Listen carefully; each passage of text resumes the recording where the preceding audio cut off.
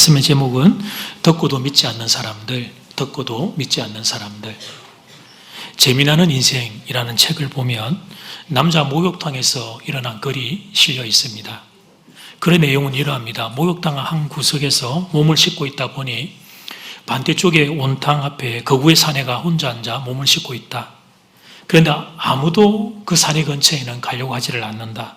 사내를 바라보니 날카로운 눈매, 짧게 깎은 머리, 온몸에 크고 작은 흉터가 사내의 직업과 성격을 짐작하게 해준다.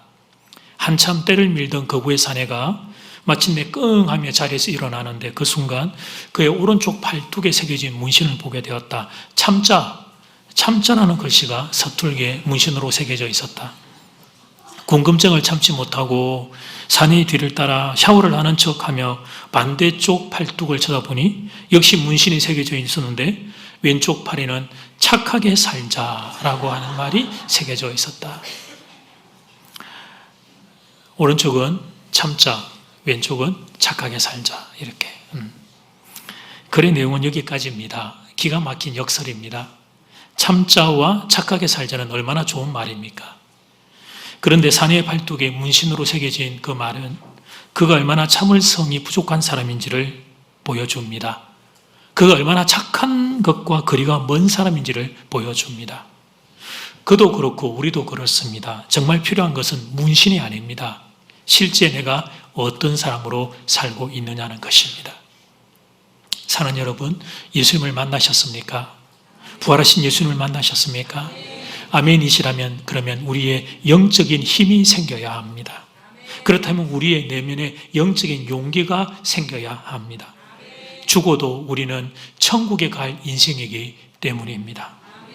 그런데 만약에 지금 이 시간 예수의 십자가와 부활이 내 내면에, 내 영혼에, 내 인생에 힘과 용기가 되고 있지 않다면 과연 내가 부활을 제대로 믿고 있는지, 지금 내가 오늘 부활을 제대로 붙잡고 있는지를 점검해 보아야 할 것입니다. 첫 번째, 듣고도 믿지 않는 사람들. 같이 시작. 듣고도 믿지 않는 사람들. 예수님이 부활하셨습니다. 먼저 막달라 마리아에게 부활하신 예수님이 나타나셨습니다. 그래서 마리아가 슬픔 가운데 있는 사람들, 특별히 제자들에게 예수의 부활 소식을 알렸습니다. 그런데 그 말을 듣고 사람들이 믿지를 않았습니다. 11절 말씀, 그들은 슬픔 가운데 있는 이들, 특별히 제자들은 예수께서 살아나셨다는 것과 마리아에게 보이셨다는 걸 듣고도 믿지 아니하니라. 그 후에 그들 중에, 그 제자들 중에 두 사람이 시골로 갈 때에 부활하신 예수님이 나타나셨습니다. 그들은 엠마오로 가던 두 제자였습니다.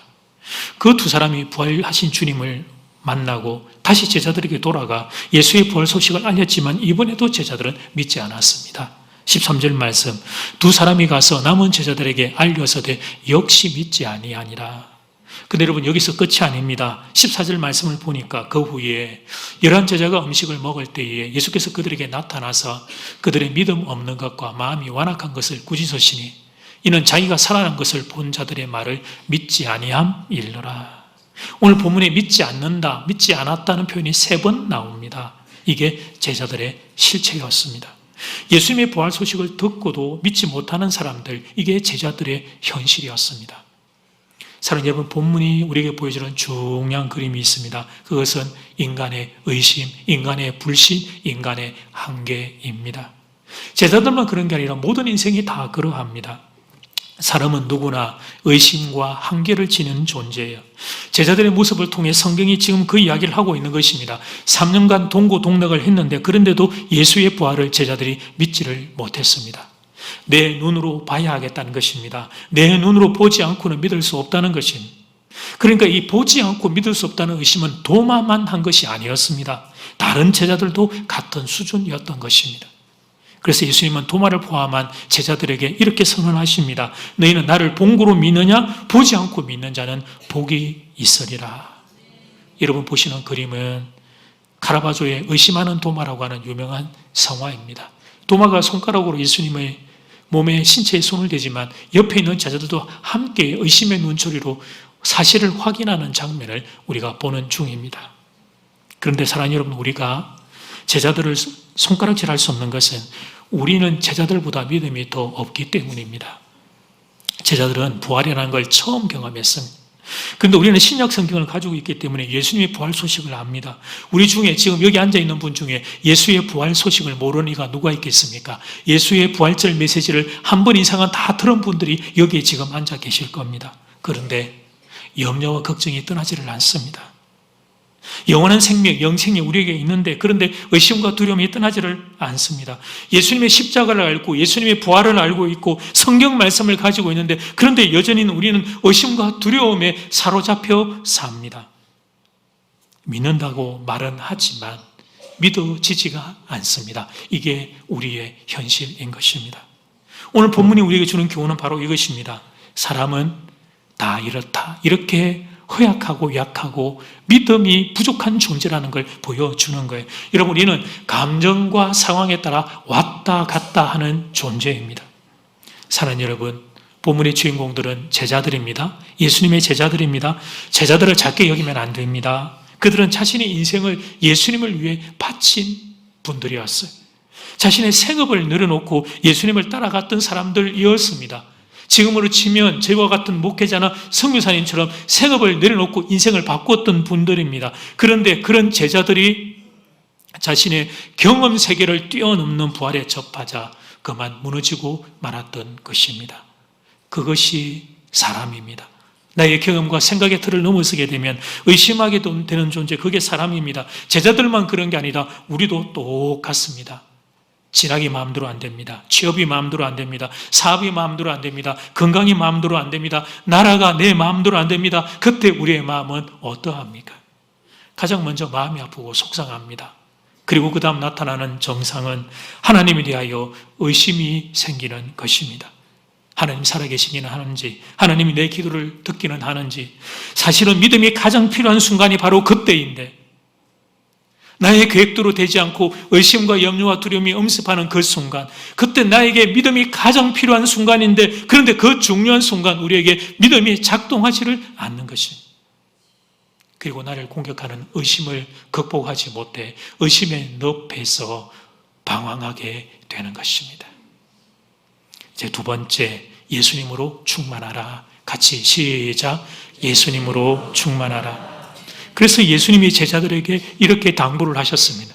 오늘 본 마가복음 16장, 성경의 순서는 뒤에 누가복음, 요한복음이 따라 붙지만 시간상으로 놓고 보면 마가복음 16장 다음은 사도행전 1장인데 성천하시면서 예수님이 제자들에게 이렇게 말씀하십니다. 사도행전 1장 4절 5절 말씀 같이 시작. 사도와 함께 모이사 그들에게 분부하여 이르시되 예루살렘을 떠나지 말고 내게서 들은 바 아버지께서 약속하신 것을 기다리라.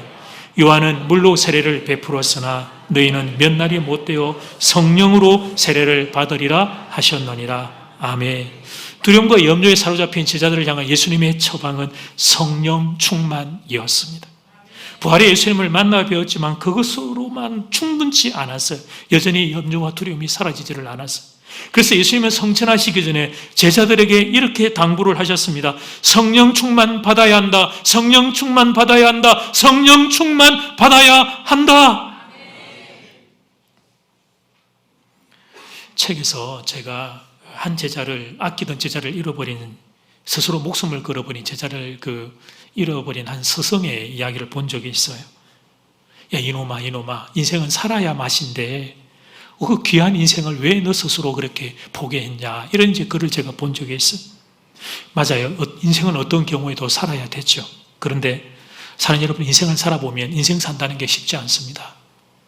저는 그래서 그 스승의 말을 이렇게 바로 잡습니다. 인생은 살아야 맛이 아니라 소망이 있어야 맛이다. 소망이 있어야 사람은 살 수 있습니다. 희망이 있어야 사람은 살 수 있습니다. 희망이 보이지 않으면 우리의 영혼의 불은 꺼져버리는 것입니다. 그러면 여러분, 우리 인생을 살려낼 소망은 어디에 있습니까? 사람들이 가장 먼저 생각하는 건 돈입니다. 물론 돈이 있으면 편하기는 합니다. 그런데 돈은 있는데 가정에 불화가 생기면 어떻게 할 거예요? 돈은 있는데 건강에 문제가 생기면 어떻게 할 거예요? 돈은 있는데 자녀들이 방황하면 어떻게 할 거예요? 돈은 있는데 나라가 여러분 어려워지면 어떻게 할 거예요? 이 땅을 사는 동안 돈은 우리에게 필요한 것이기는 합니다. 그러나 우리의 인생을 살려낼 소망은 될 수 없습니다. 인생을 살려낼 소망은 삶의 모든 순간에 통용될 수 있어야 합니다. 어떤 절망의 순간에도 희망을 보게 하는 능력이 되어야 합니다. 심지어 죽음 앞에서도 절망하는 것이 아니라 소망을 노래할 수 있게 만들어 주어야 합니다. 그 소망은 오직 예수 그리스도 우리 주님 한 분이십니다. 예수님만이 우리들 인생의 소망이요 능력입니다. 왜요? 그분은 죽음을 생명으로 바꾸신 분이니까. 그분은 우리의 죽음도 생명으로 바꿔내실 분이니까. 어떤 죽음과도 같은 상황도 생명으로 바꿔낼 수 있는 분이시니까. 그러므로 한계 가운데 있는 인생이 붙잡아야 할 것은 오직 예수, 오직 예수, 오직 예수, 우리 주님 한 분밖에 없는 줄 믿습니다. 책을 통해서 그 한 분 목사님이 처형의 이야기를 들려준 걸 본 적이 있어요. 여러분에게 한번 들려준 적이 있는 이야기입니다. 그 목사님의 처형되시는 분이 병으로 많이 고통을 당하셨어요. 그래서 병에 걸려서 가정 고통을 다 당하고 그 처형이 돌아가시면서 죽어가면서 감사한금 봉투를 써서 드린 거예요. 예수님 저 천국 가게 해주신 거 감사합니다. 자신의 장례식에 자신이 감사한금을 자기가 죽기 보름 전에 미리 써서 드렸다. 그 여인의 이야기를 책을 통해 보면 제 가슴이 흔들렸습니다. 아니, 이 여인은 도대체 무엇을 믿었길래, 도대체 무엇을 붙잡고 살았길래 이 여인은 원한과 슬픔으로 가득 채워도 모자랄 그 봉투에 예수님 감사합니다, 감사로 채울 수 있었던 것일까? 더러운 병마에 시달려서 꺼져가는 심지처럼 시들어가던 그 여인에게서 본 것은 엉뚱하게도 시들어가는 심지가 아니라 세상을 이기고 우뚝 선 승리자의 모습이었습니다. 그 여인은 여러분 어떻게 그럴 수 있었을까요? 그 여인은 어떻게 그럴 수 있었을까요? 그렇습니다. 그 가슴에 부활의 예수님이 살아있었던 것입니다. 부활의 예수가 그 심령 가운데 살아 움직이고 있었던 거예요. 그래서 그 부활의 예수의 능력이 여인으로부터 나타났던 것입니다. 성경은 계속해서 강조합니다. 예수님으로 충만해야 합니다. 성령으로 충만해야 합니다. 예수로 충만해야 합니다. 성령으로 충만해야 합니다. 여러분, 우리가 신앙생활 하면서 왜 우리가 힘이 듭니까? 하나님이 나를 사랑하신다고 우리가 다 입을 열어 말을 합니다. 그런데 왜 우리는 마음은 아픕니까? 예수님이 나를 구원해 주셨다는 사실을 다 믿는다고 입을 열어 말을 합니다. 그런데 왜 우리는 인생의 어려움에 직면하며 이렇게 깨어지는 것일까요? 진학이나 취업이 마음으로 안 될 때, 사업의 어려움이 찾아올 때, 건강의 문제가 생길 때 왜 우리는 이렇게 약해지고 또 약해지는 걸까? 그런데 사랑하는 여러분, 한 걸음 물러서 생각해 보면 사실 인간은 그 순간 약해질 수밖에 없습니다. 누가 상황과 환경에 영향을 받지 않고 살 수 있겠습니까? 저도 상황과 환경에 영향을 많이 받는 존재예요. 사람은 누구나 환경에 영향을 받습니다. 그러나 하나님의 은혜가 한 사람의 심령에 역사하게 되면 그 힘든 순간을 이겨내게 되는 것입니다. 놀라운 일이, 신비가, 기적이 그 사람의 생애에 나타나는 거예요. 그래서 알게 되는 거예요. 우리의 문제는 다른 것이 아니라 성령으로 충만하지 못하기 때문이라는 걸 알게 되는 거예요. 내가 가진 자원과 실력만으로 인생을 살려고 하니 이길 방법이 없는 거예요. 두려움과 염려를 극복할 수가 없는 것입니다. 사랑하는 여러분, 예수님이 내 마음에 계셔야 합니다. 충만히 계셔야 합니다. 그래야 예수님이 주시는 힘으로 세상을 마주쳐 나갈 수 있습니다. 신앙의 옛 어른들이 생각납니다. 지금에는 그때나 인생 살기 힘들기는 매한 가지였습니다. 매한 가지가 뭡니까? 사실 먹고 살기 힘들기는 그때가 더 심했습니다. 저보다 더 위에 선배들은 정말 먹고 살기 힘든 세월들, 저도 밑에서 그걸 보고 자랐지만 세월들을 다 통과했을 거예요. 그런데 그 어려운 순간, 그 죽음과도 같은 순간 우리의 신앙의 선배들은 이렇게 고백하고 그 시간을 이겨내셨어요. 하나님이 계시잖아. 예수님이 계시잖아. 하나님이 계시잖아. 예수님이 계시잖아. 그러면서 소망의 끈을 놓지 않으셨습니다. 인간의 머리로는 아무래도 방법이 보이지 않았던 그 순간, 신앙의 선배들은 하나님 한 분을 믿고 그 시간들을 살아내셨어요. 그런데 우리에게는 그 믿음이 보이지를 않아요. 그 믿음이. 똑똑해지기는 했습니다. 인터넷의 도사들 천재들입니다. 수많은 정보와 지식들을 가지고 있다고 자랑합니다. 아는 게 많다고 내가 지금 인터넷에 이거 구글로, 내가 네이버로, 내가 AI로, 내가 챗GPT로 모든 정보를 얻을 수 있다고 자랑은 얼마나 하는지. 그런데 믿음이 보이지를 않습니다. 그러니 내 계획과 다른 일이 일어나면 헤쳐나갈 힘이 없는 거예요. 인생의 어려움이 찾아오면 받아낼 능력이 없는 것입니다. 사랑하는 여러분, 내 계획대로 다 되는 인생이 어디 있겠습니까? 어려움이 없는 인생이 어디 있겠어요? 모든 인생은 한 치 앞을 알 수 없는 칠흑 같은 어둠입니다. 인생길은 어려움이라고 하는 문제로 가득 차 있는 장애물 경기장인 것입니다. 그래서 예수님이 우리에게 계신다는 사실, 이것보다 복된 소식은 없는 것입니다. 하나님이신 그분, 모든 것이 되시는 그분, 그런데 나를 너무나 사랑하셔서 십자가에 모든 걸 내어주신 그분 예수님이 우리에게 계신다는 이 사실보다 더 복된 소식은 없는 것입니다. 그런데 어떻게 하면 좋나? 이 정말 가장 중요한 것이 성도에게서 사라지고 있는 거예요. 바람 빠지듯이 빠져나가고 있는 거예요. 죽어가고 있는데도 내가 죽어가는 걸 모르는 거예요. 상황과 환경과 외적 조건에는 민감할 뿐 내 영혼의 상태에 대해서는 무지한 거예요. 예수 충만, 성령 충만이 사라지고 있는데 그걸 모르는 거예요. 예수 충만, 성령 충만이 사라지고 있는데 그걸 모르는 것입니다. 목회를 하면서, 여러분을 섬기면서 또 깨닫고 배우는 것들 중에 한 가지는, 갈수록 사랑하는 교우들의 삶 가운데서 현저하게 줄어들고 있는 것이 한 가지 있는데, 그건 기도 시간이 현저하게 줄어들고 있다는 것입니다. 줄어드는 정도가 아니라 아예 기도 시간이 없는 사람도 있습니다. 기도의 중요성을 말하면 목사님 기도가 중요한 거 다 알죠. 그렇게들 다들 말은 해요. 그런데 그렇게 말은 하면서도 정작 기도하는 사람 찾기가 왜 이렇게 어려운지. 이유는 뭘까? 제가 고민해 봤어요. 우리의 기도가 왜 이렇게 약해지고 작아지고 있을까? 그래서 제가 여러분의 삶을, 형편을 바라보면 제가 떠올랐던 단어 두 가지. 하나는 피곤하다. 또 두 번째 단어는 바쁘다. 아, 그렇구나. 우리 교우들이 너무 바쁘고 피곤해서 기도할 시간이 없으시겠구나. 근데 조금만 깊이 생각해 보니까 이 대답에는 제가 스스로 내린 대답이지만 석연치 않은 구석이 있는 거예요. 왜냐하면 저도 그렇고 여러분도 그렇고 아무리 바빠도 아무리 피곤해도 내 좋아하는 건 다 하고 살더란 말이에요. 내가 중요하게 생각하고 내가 좋아하는 건 아무리 바빠도 우리가 다 하고 살더라는 것입니다. 예를 들면 예입니다. 여기서 나오는 종목에 관련된 분들은 오해가 없기를 부탁을 드려요. 낚시를 좋아하는 분들은 시간만 나면 바다로 나갑니다. 골프를 좋아하는 분들은 시간만 되면 필드로 나갑니다. 오해 마십시오. 낚시와 골프는 좋은 운동이니까 여러분이 건강과 시간이 허락하는 대로 하셔도 됩니다. 지금 제가 말하는 게 뭔지 알겠죠? 내가 좋아하는 건 우리가 여러분 아까워하지 않는단 말이에요. 아무리 바빠도 갑니다. 아무리 피곤해도 갑니다. 오히려 내가 좋아하는 걸 하고 나면 우리의 피곤이 사라질 테니까. 인터넷 게임을 좋아하는 젊은이들은 공부할 시간이 없다고 말하지만 밤을 새워서 게임을 합니다. 나는 밤을 새울 수 없어서 나는 공부를 못한다. 그렇게 이야기하는 아이들이요. 밤을 새워서 공부는 못해도 밤을 새워서 게임을 합니다. 그러므로 단지 바쁘고 피곤해서 기도하지 않는다.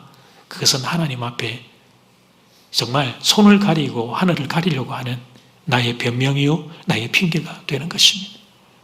결국 정직한 대답은 이것입니다. 기도를 그만큼 중요하게 여기지 않는 것입니다. 기도는 하면 좋은 일이지만 못해도 그럴 수 있는 거지, 이런 정도로 생각하는 거예요. 그러니까 하나님과의 만남이 없어요. 그러니까 하나님과 내가 단둘이 만나는 시간이 없어요. 나의 눈물을 가지고 만나야 되고, 나의 소원을 가지고 만나야 되고, 나의 절망을 가지고 만나야 되고, 나의 꿈을 가지고 만나야 되고, 나의 깨어진 가슴을 가고 그분 앞에 단둘이 만나는 시간이 있어야 되는데, 그래야 그런 시간이 있어야 살아계신 예수님을 경험할 수 있는데, 그래야 부활의 능력을 내가 경험하고 죽음과 똑같은 시간도 그분이 주시는 힘으로 통과할 수 있는데, 그런 시간이 없는 것입니다. 공예배 시간을 제외하고 여러분 아침 묵상 이렇게 듣는 시간, 유튜브로 저의 설교를 또 반복해서 듣는 시간, 이거 다 귀한데 그거 말고 스마트폰 딱 끄고, 스마트폰 완전히 끄고 하루에 10분이라도 20분이라도 하나님과 단둘이 만나, 나 하나님 안 만나면, 나 주님 안 만나면, 나 십자가 부활의 은혜 경험하지 못하면 주님 나 죽어요, 나 좀 살려줘요. 그렇게 주님 앞에 단둘이 기도의 자리에 서는 이들이 없다는 말입니다. 그래서 맞이하는 결과가 뭡니까? 우리 가슴이 이렇게 떨리는 거예요. 두려운 거예요. 이게 종잡을 수가 없는 거예요. 이 마음이 잡히지를 않는 거예요. 예수 믿는다고 하는데, 고난주간과 부활절을 통과하는데 여전히 우리의 마음이 두려움에 흔들리고 있는 것입니다. 결론입니다. 이전에도 소개한 바 있는 소년의 이야기지만 오래전의 이야기 또 여러분 반복해서 좀 들으면 좋겠다 싶어요. 라이언 화이트라는 소년입니다. 1971년 미국 인디애나주에서 태어난 평범한 소년이었습니다. 소년이 혈우병을 앓게 되었습니다. 피 엉고제를 그리고 피를 정기적으로 수혈을 해야만 했습니다. 치료 과정에서 오염된 혈액 제품 때문에 아마 수혈 과정에서 일어난 오염이었던 것 같아요. 13살의 나이에 에이즈 진단을 받게 되었습니다. 그때는 아직까지 에이즈가 잘 알려지지 않은 때였습니다. 1980년대 요 어간에는 말이죠. 그래서 좋지 않은 시선이, 이 병의 근원을 잘 모르니까 좋지 않은 시선이 라이언에게 쏟아졌습니다. 그럼에도 소년이 작아지지 않았어요. 소년은 친구들에게도 조롱도 당하고 그렇게 했음에도 불구하고 똑같이 동일하게 학교를 다녔습니다. 동일하게 일상생활을 했습니다. 중간중간 병원을 다니면서도 자신의 그 인생과 일상을 포기하지를 않은 거예요. 소년의 이야기가 조금씩 소문이 나기 시작했어요. 그 동네, 작은 동네에서 카운티로 주로 넘어간 다음에 그 다음에는 미국 전역의 언론을 타고 그 알려지게 되었습니다. 당시 유명 가수였던 마이클 잭슨과 엘튼 존과도 친구가 되었습니다. 여러분 라이언 화이트 좀 보여드릴게요. 저 청자켓을 좋아해서 즐겨 입었던 소년입니다. 에이즈에 감염되게도 꺾이지 않았던 소년의 이야기는 미국 사회의 희망의 메신저가 되었습니다. 그런데 안타깝게 발병하고 5년 뒤인 18살이 되던 1990년에 세상을 떠나게 되었습니다. 그때 그 라이언과 아버지 이야기가 전해옵니다. 아마 이제 마지막이라고 하는 의사의 선언을 듣고 아버지가 아들에게 말했습니다. 라이언, 아빠가 미안하다. 아빠가 이제는 너에게 더 이상 뭘 해줄 게 없구나. 아빠가 정말 미안하다. 아빠가 내 생명 너에게 주고 네가 살아날 수 있으면 내 생명도 줄 수 있는데 그래도 그것이 소용이 없다고 그러니 아빠가 정말 미안하다. 그때 라이언이 아빠에게 이렇게 대답을 했습니다. 아니요 아빠, 아빠는 제게 가장 좋은 것을 선물해 주셨잖아요. 아빠는 저에게 예수님을 소개해 주셨잖아요. 그래서 나 이제 죽지만 천국 갈 수 있는 천국 백성 삼아 주셨잖아요. 아빠, 내가 먼저 천국 가서 기다리고 있을게요. 아빠 고마워요. 예수님 소개해 주셔서. 그리고 아빠 사랑합니다. 이 말을 남기고 라이언은 천국으로 입성을 하게 됩니다. 사랑하는 여러분, 18살의 소년이 우리를 부끄럽게 합니다. 그 절망, 억울하게 나의 잘못 하나도 없이 남의 피를 수혈했는데 그것 때문에 에이즈에 걸려 이 세상을 떠나야 했던 소년이, 그 절망의 순간에도 희망을 노래하는 소년이 우리를 부끄럽게 만듭니다. 이제 이 시간 여러분에게 질문을 드리겠습니다. 여러분은 부활을 믿습니까? 죽어도 다시 사는 부활, 영원히 사는 부활을 믿습니까? 부활의 사실이 그래서 지금 여러분의 마음에 능력이 되고 있습니까? 사랑하는 교회 여러분, 만약 내 마음의 중심에서부터 이 아멘이라는 소리가 크게 터져 나오지 않는다면 기도해야 합니다. 다 놔두고 이 한 가지 주제를 붙잡고 눈물로 기도해야 합니다. 부활의 사실이 내게 확신되게 해달라고, 부활의 사실이 내게 능력되게 해달라고 기도해야 합니다. 부활의 사실이 이 나라 이 민족에게 소망이 되게 해달라고 기도해야 합니다. 사랑하는 여러분, 예수의 부활이 나의 능력이 되어야 합니다. 나의 소망이 되어야 합니다. 나의 힘이 되어야 합니다. 오늘을 사는 나의 감정이 되어야 합니다. 내일을 바라보는 나의 희망이 되어야 합니다. 바라기는 여러분의 심령에 부활 능력 될 수 있기를 주 이름으로 축복합니다. 찬양 드리겠습니다.